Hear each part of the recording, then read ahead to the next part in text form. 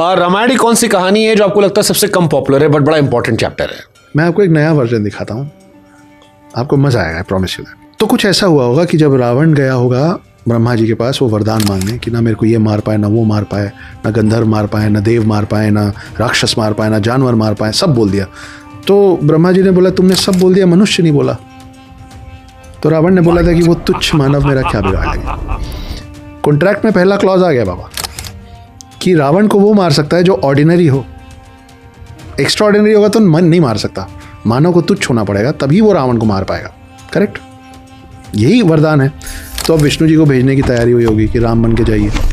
जब विष्णु जी यहाँ आने वाले होंगे, क्योंकि भगवानों को मालूम है आगे क्या होगा, उनको समझ में आया होगा बहुत गड़बड़ हो गया, हम तो इतना अच्छा आदमी बना के रेमंड दी कंप्लीट मैन भेज दिया हमने, रामचरितमानस संपूर्ण मानव, कि वो जो अपने पिता के वचन के लिए अपना राजपाट छोड़ रहा है, वो 7 समंदर पार जाके दूसरे के राज्य पे हमला करेगा? नहीं करेगा।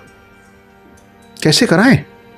सब गए होंगे लक्ष्मी जी के पास, माते गड़बड़ हो गया, क्या हो गया, ऐसा ऐसा हो गया, बहुत ही अच्छा आदमी हो तो। बोले कोई बात नहीं, ये लिखा हुआ है क्लॉज में कि जो मारेगा that person has to be तुच्छ। तुच्छ कोई बुरा शब्द नहीं है, और ऑर्डिनरी। लेकिन ये तो नहीं लिखा है ना कि उसके आसपास जो लोग होंगे उनको ऑर्डिनरी ना हो, तो एक्स्ट्रा ऑर्डिनरी हो सकते हैं। बोले हाँ हो सकते। बोले मैं जाती हूँ सीता बन के। नहीं नहीं नहीं आप मत जाइएगा। क्यों? क्योंकि रावण ने सारे 9 प्लैनेट्स को कंट्रोल कर रखा है। आप योनि से पैदा होंगे, आपकी कुंडली बनेगा, वो जब चाहेगा बदल के आपका दिमाग फिरा देगा। बोले इतनी सी बात, मैं योनि से पैदा ही नहीं होंगी, मैं धरती से निकलूंगी। कैसे बनेगी कुंडली? और निकली, जनक की धरती पर निकली, जानकी हो गई।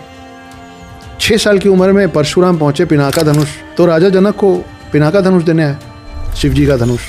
अब आप सोचिए कि सीता AKA लक्ष्मी जी, जिनको मालूम है कि मैं लक्ष्मी हूँ, राम को नहीं मालूम था कि मैं विष्णु हूँ बचपन में। इस चीज़ को समझने की ज़रूरत है। आप देखिए कृष्ण के कितने बालकांड हैं, राम का बालकांड कहाँ है ही नहीं, क्योंकि Ram was an ordinary man surrounded with extraordinary people. तो वो बोले अच्छा परशुराम आ गया, अच्छा ये वाला टाइम आ गया। एक हाथ से पिनाका धनुष उठा दी कि चलिए बोलिए अपना स्टेटमेंट बोलिए। तो परशुराम ने बोला कि जो इस धनुष की प्रत्यंचा चढ़ाएगा वो होगा इसके लिए सही वर, ये खास है। स्वयंवर का टाइम आया, राम आए, राम ने प्रत्यंचा चढ़ाते चढ़ाते तोड़ दिया, सब चीज़ें हो गई, स्वयंवर हो गया। स्वयंवर के बाद वापस पहुंचे, दशरथ ने बोला भाई हमने तो ये वचन ले लिया, गड़बड़ कर दिया, कैकेयी को प्रॉमिस किया था जाओ बनवास। तब राम जी ने सीता जी को बोला था, लिखित भी है शॉर्ट भी है, कि आप राजकुमारी हैं, ये तो मेरे ऊपर है वचन, आप रहिए बढ़िया महल में, मैं आता हूँ बनवास काट के। बोली नहीं मैं साथ चलूँगी, क्योंकि लक्ष्मी को मालूम था कि अगर मैं इनके साथ जाऊँगी नहीं तो आगे की कहानी कैसे बनेगी, रावण तक कैसे पहुँचेगा, ये ऑर्डिनरी मैन गई। अब लोग बोलते हैं कि स्वर्ण मृग के पीछे दौड़ा दी थी। वो सीता जो 6 साल की उम्र में पिनाका उठा रही है, उसको ये नहीं मालूम हुआ कि स्वर्ण मृग नहीं होता है, सोने का हिरण नहीं होता है। उनको तो पता था कि सोने का हिरण नहीं होता, उस ऑर्डिनरी आदमी को नहीं मालूम था कि सोने का हिरण नहीं होता है राम को। तो पत्नी मोह में थे, बोले मेरे को चाहिए तो चाहिए। बोले अच्छा तुमने देखा, अच्छा तुम वही चाहिए, तुम बोल रही हो तो होगा, जाता हूँ ढूंढने। वो चल दिए। तब लक्ष्मण जी ने लक्ष्मण रेखा खींची थी, क्योंकि मरीच मरते मरते वहाँ से राम की आवाज़ में लक्ष्मण लक्ष्मण चिल्लाए थे। अब ऐसा नहीं होता कि लक्ष्मण दौड़ गए थे, सीता के पास खड़े थे। सीता ने बोला भाई तुम्हारा आवाज़ दे रहा है, तुम जाते क्यों नहीं हो यहाँ से? तो लक्ष्मण ने बोला नहीं, भैया ने बोला आपकी रक्षा के लिए खड़े रहना, मैं नहीं जाऊँगा। तो सीता ने लक्ष्मण का तिरस्कार किया, तो इंसल्ट किया, डरपोक हो तुम जा नहीं रहे हो अपने भाई की मदद, ऐसे तो बड़ी बड़ी बातें करते हो। तब लक्ष्मण गुस्से से लक्ष्मण रेखा खींच के गए। अब नई प्रॉब्लम, रावण आया ब्राह्मण रूप में। अब रावण उसको क्रॉस नहीं कर पा रहा है। मैं इसको जैसे देखता हूँ ना कि लक्ष्मी जी सोचोगी कि सब मेरे को ही करना होता है, तू वहीं रुक, तेरे से ना हो पाएगा, मैं ही आती हूँ उस तरफ। सीता उधर गई। अब वो सीता जो इतनी अबला थी, उसको कैसे मालूम था कि जैसे ही रावण हाथ लगाने लग गया तो सीता ने बोला हाथ मत लगाना, तेरे पे पुराना श्राप है, 1000 टुकड़े हो जाएंगे तेरे सर के, बिना परमिशन के महिला को हाथ लगा दिया तो। इसलिए बिना छुए रावण लेके गया। कैसे गई साथ में? क्यों गई? वो जाएंगे नहीं तो राम वहाँ पर पहुँचेंगे कैसे? अब जाते जाते उनको लगा रही है हम लोग मेरे को कैसे ढूंढेंगे, तो चीज़ें गिराना चालू की, अंगूठी गिरा रही, बिछिया गिरा रही। बिछिया और पायल बंदर लोग उठा के लाए, लक्ष्मण जी को दिखाया, बोले ये।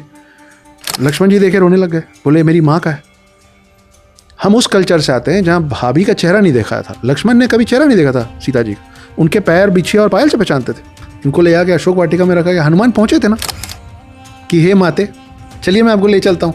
सीता बोली मैं नहीं जाऊँगी, राम ही आएंगे लेने, क्योंकि अगर मैं आपके साथ चली जाऊँगी तो राम का यहाँ आने का प्रोग्राम कैंसिल हो जाएगा। तो इस पूरा खेल करने का पर्पज ही डिफीट हो जाएगा ना, क्योंकि रावण से युद्ध ही नहीं होगा। उसके बाद राम आए और रावण का वध हुआ। अब अगर इस पूरी कहानी को आप देखेंगे ना, तो वो जो लाइन है ना, यदा यदा ही धर्मस्य ग्लानि भवति भारत अभ्युत्थानम धर्मस्य तदात्मानं सृजाम्यहम्, उसमें आपको जो विजुअल दिखता है वो दिखता है कि अर्जुन खड़े हैं रथ पे और कृष्ण बैठे हैं सारथी की जगह।